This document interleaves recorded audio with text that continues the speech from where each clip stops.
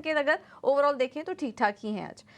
FIIs और DIs के update भी एक बार देख लेते हैं। और कैश मार्केट में एफआईज की तरफ से खरीदारी हुई 1271 करोड़ की। वहीं डीआईआईज बिकवाली करके गए 530 करोड़ के आसपास की बिकवाली हुई है डीआईआईज की तरफ से। इंडेक्स फ्यूचर और इंडेक्स ऑप्शन में भी बिकवाली का ही आंकड़ा है। 58 करोड़ की बिकवाली इंडेक्स फ्यूचर में हुई है। वहीं इंडेक्स ऑप्शन की बात करें तो करीब करीब 19,000 करोड़ से ज्यादा की बिकवाली इंडेक्स ऑप्शन में भी देखने को मिली।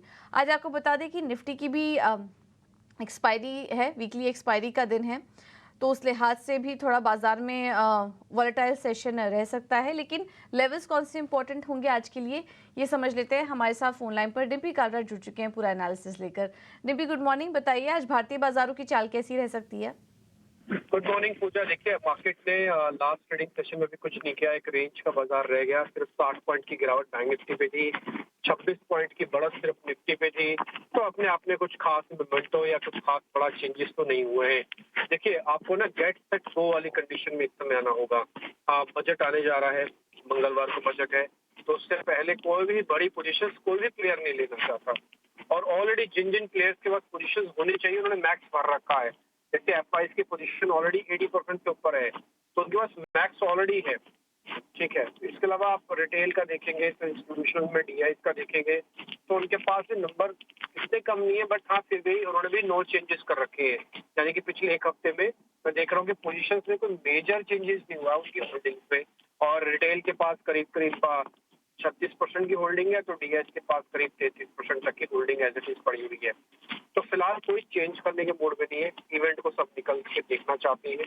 इंडिया विक्स पे जरूर ध्यान रखिएगा, इंडिया विक्स 14 के आसपास चल रहा है।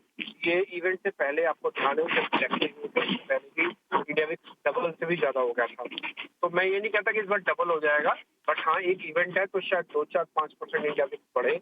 जब इंडिया विक्स बढ़ेगा तो मार्केट के अंदर थोड़ी वॉलिटिलिटी भी बढ़ेगी और मार्केट के अंदर हल्का सा पैनिक भी आएगा, क्योंकि बहुत सारी चीजें डिस्काउंट होकर भी चल रही है मार्केट के अंदर। तो इसलिए कोई बड़ा ही पोजीशन ना ले, जो भी पोजीशंस ले रखे हैं सिर्फ उसको सिर्फ और सिर्फ संभाले। अगर आपने नई पोजीशंस नहीं ली है तो मैं आपसे बोलूंगा कि इंडेक्स के अंदर कोई बड़ी पोजीशन ना लीजिए।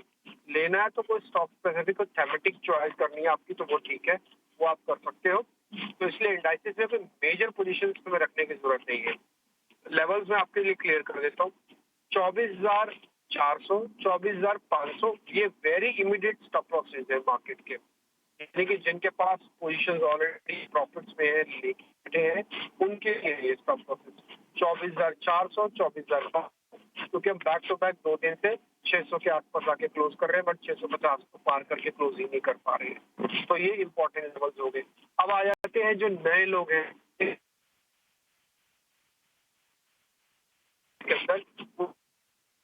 वो तो है ही खराब, वो तो एक अलग इशू है। वो इसलिए भी नहीं आना चाहिए क्योंकि इवेंट से पहले आप क्यों खरीदारी करना चाहते हैं, जबकि इवेंट बहुत हद तक डिस्काउंटिंग है इस प्राइसिंग के अंदर। तो कोई डिप मिल जाए इवेंट के दौरान या इवेंट के बाद तब आप अंदर आ जाइएगा, तो कोई दिक्कत भी नहीं है। और वैसे भी 25 तारीख की डेरिवेटिव एक्सपायरी है। मान लो आपने कोई पोजीशन ली भी है तो आज का दिन और कल का दिन थोड़ा साइडवेज रह सकता है। मंडे बजट से पहले का सेशन होगा तो कुछ बड़ी मूवमेंट आएगी नहीं, तो बृहस्पतिवार को फिर अगले बार एक्सपायरी लग जाएगी आपकी, तो आपकी कॉस्ट भी आ सकती है एक्सपायरी की 200 पॉइंट की। ठीक है, तो आप कोशिश करना अगले मंथ के कॉन्ट्रैक्ट में ही पोजीशन लेना, जो कि अगस्त कॉन्ट्रैक्ट होंगे। फिलहाल अभी रेंज में रखो अपने आप को, और ना ही लो तो ज्यादा अच्छा। स्टॉक्स में काम करो, थेमेटिक काम करो। मान लो आपको लग रहा है तो एथेनॉल थीम है तो एक दो शेयर लेके रख लो। आपको लग रहा है कि ऑयल मार्केटिंग में बड़ी खबर आएगी तो ऑयल मार्केटिंग लेके रख लो, समथिंग लाइक दैट। तो आप इस तरह से कुछ देख देख के अपने एक ट्रेड बना सकते हैं। अब आ जाते हैं ऑप्शन ट्रेडर्स के। देखिए, ऑप्शन ट्रेडर्स को भी आप इस समय मार्केट के अंदर बहुत ही सचेत रह के करना चाहिए। मार्केट कहीं नहीं जा रहा तो इसलिए ऑप्शंस के प्रीमियम्स को ईट किया जा रहा है। तो अगर आपको राइटिंग अच्छी है, ट्रेडर्स वगैरह बना के आप काम कर सकते हैं रणनीति बना के, तो ठीक है। नेकेड कॉल ले लेना, नेकेड फ्यूचर ले लेना या नेकेड सीधा पुट ले लेना, वो इस समय थोड़ा खतरे से खाली नहीं है। तो आपको वैसा काम नहीं करना चाहिए। आराम से बैठिए शांति से और मार्केट के अंदर इंडाइसेस छोड़ के थेमेटिक और स्टॉक्स में थोड़ा बहुत काम कीजिए। करीब 8 से 9 शेयर इस समय एफ एंड बैंक के अंदर है। एफआईज की होल्डिंग में कोई मेजर चेंजेस नहीं, 80-81% के अराउंड चल रही है। और एक और चीज, पुट कॉल रेशियो के हिसाब से भी बाजार बिल्कुल फेयर वैल्यू पे है। बाजार इनफैक्ट मैं बोलूंगा स्लाइटली महंगा भी है। 1.23 का पीसीआर चल रहा है, 1 पे होता तो ज्यादा ठीक होता। 1.5 पे तो महंगा ही हो जाता है, तो 1.23 तो ऑलरेडी चल रहा है। ना रूम कम है ऊपर जाने का। बहुत अच्छा बजट आया, एक्स्ट्रा ऑर्डिनरी बजट आया तो एक अलग बात है, लेकिन अगर अच्छा बजट भी आया ना तो मार्केट ने वो काफी हद तक डिस्काउंट किया हुआ है इस प्राइस पे, तो आपको 100-200 पॉइंट ही होंगे ज्यादा कमाने के लिए इंडेक्स में। तो इतना बड़ा रिस्क नहीं लिया जा सकता सिर्फ 100-150 पॉइंट कमाने के लिए। तो थोड़ा जिनके पास पोजीशन है सिर्फ वही होल्ड करें। नए वालों के लिए बाय और सेल हमारी तरफ से दोनों तरफ से मना है, ऑप्शन ट्रेडिंग भी मना है, और सिर्फ 2-3 दिन आपको काटने हैं। आप शांति से काटिए, कोई मेजर टिप मिल जाए तब फ्लक्स कीजिएगा। बिल्कुल। चलिए, बहुत बहुत शुक्रिया टीम भी पूरा एनालिसिस करने के लिए। तो बाजार इस वक्त वैल्यूएशन थोड़ा महंगा है, आपको बजट तक के ही पॉइंट ऑफ व्यू से इस वक्त रणनीति पर फोकस करिए। ऑप्शन ट्रेडर्स थोड़ा संभल के ट्रेड कीजिए, आपको लेवल्स बता दिए गए हैं, लेकिन थोड़ा संभल कर ट्रेड करने की ज़रूरत है ऑप्शन ट्रेडर्स को, और जिनके पास है वो होल्ड करके चलिए। नई पोजीशन थोड़ा संभल कर यहाँ पर कारोबार करिए, क्योंकि ज़्यादा अपसाइड फिलहाल नहीं दिखाई दे रहा है इंडेक्स में। स्टॉक स्पेसिफिक और थीम वाइज रणनीति अपना के चलिए, एटलीस्ट बजट तक यही रणनीति रखिए अगर आपको बाजार में ट्रेड करना है तो। चलिए, अब ये तो बाजार पर रणनीति की बात हुई, लेकिन एक और रणनीति समझ लेते हैं। हमारे साथ ये सिक्योरिटी से लक्ष्मीकांत शुक्ला जी भी जुड़ चुके हैं। Laxmikant ji, thank you so much ET now Swadesh को समय देने के लिए। बताइए आपका क्या व्यू बन रहा है आज निफ्टी और बैंक निफ्टी पर, कैसी शुरुआत हो सकती है, और स्टॉक स्पेसिफिक आइडियाज क्या होंगे आज के लिए? शुक्रवार पूजा जी, निफ्टी के चार्ट को देखते हुए ऐसा लग रहा है कि जब से इसने 24,500 पर ब्रेकआउट दिया है उसके बाद कोई फॉलो थ्रू बाइंग देखने को नहीं मिली है। पिछले 2 दिनों से ये doji type of candlestick pattern बना रहा है, और हायर लेवल्स पे अगर हम इसके ETR की बात करें तो अगर हम मंडे का ETR देखते हैं तो 112 पॉइंट का रेंज का है, और ट्यूसडे का जो रेंज है वो अराउंड 60 पॉइंट का है।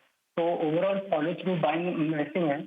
बट अगर हम ओवरऑल चार्ट पे नजर डालते हैं तो जब तक निफ्टी 24,400 से ऊपर सस्टेन करता है तब तक हमें उम्मीद कर सकते हैं कि आने वाले समय में ये 24,800 से लेकर 25,000 के जोन को टच करेगा। मुझे लगता है कि मार्केट नेक्स्ट ट्रिगर का वेट कर रहा है, और ऑब्वियसली इसका नेक्स्ट ट्रिगर बजट ही है। तो मुझे लगता है जब तक बजट की चीजें सामने नहीं आ जाती है तब तक हमें रेंज बाउंड मूव देखने को मिलेगा। और अभी तक ऐसा कोई पैटर्न भी नहीं बनाया है निफ्टी में जहां से हमें कोई रिवर्सल के संकेत भी मिल रहे हैं।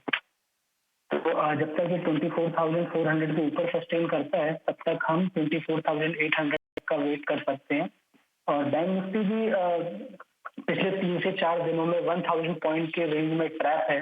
ऊपर की तरफ 52,800 से लेकर 53,000 का रेजिस्टेंस बन रहा है, और निचले स्तर पर 51,700 का एक सपोर्ट दिखाई दे रहा है। तो मुझे लगता है जब तक एक डिसाइसिव ब्रेकआउट नहीं आता है किसी भी डायरेक्शन में तब तक बैंक निफ्टी भी 1,000 पॉइंट के मूव में ही ट्रेड करेगा। अगर ये 53,000 के लेवल्स को निकालता है तब हमारे जो ऊपर के लेवल रहेंगे 53,700 से 54,000 तक के रहेंगे, और अगर ये 51,700 के नीचे क्लोज देता है तब जो निचले लेवल्स आ रहे हैं वो आ रहे हैं हमारे 51,200 से लेकर 50,800 के लेवल। हालांकि सेक्टोरियल चर्निंग बनी हुई है, और हम जो स्टॉक स्पेसिफिक मूवमेंट है उसमें अभी भी अपॉर्चुनिटी दिखाई दे रही है। तो मुझे सबसे पहला कॉल जो मेरा है वो भारतीय एयरटेल में है। अगर हम इसके पिछले 2 से 3 दिनों का रेंज देखेंगे तो वहां पर इसने एक सपोर्ट लिया है 20 DMA के पास, और ट्यूसडे को इसने गैप अप ओपनिंग के साथ एक डिसाइसिव ब्रेकआउट भी दिया था, और पूरे दिन इसने अपने ऊपरी लेवल को मेंटेन भी रखा था। मुझे लगता है कि भारतीय एयरटेल में खरीदारी करनी चाहिए। इसमें जो हमारा जो स्टॉप लॉस रहेगा वो रहेगा 1,430 का, और हमारा जो टारगेट रहेगा वो रहेगा 1,540 का।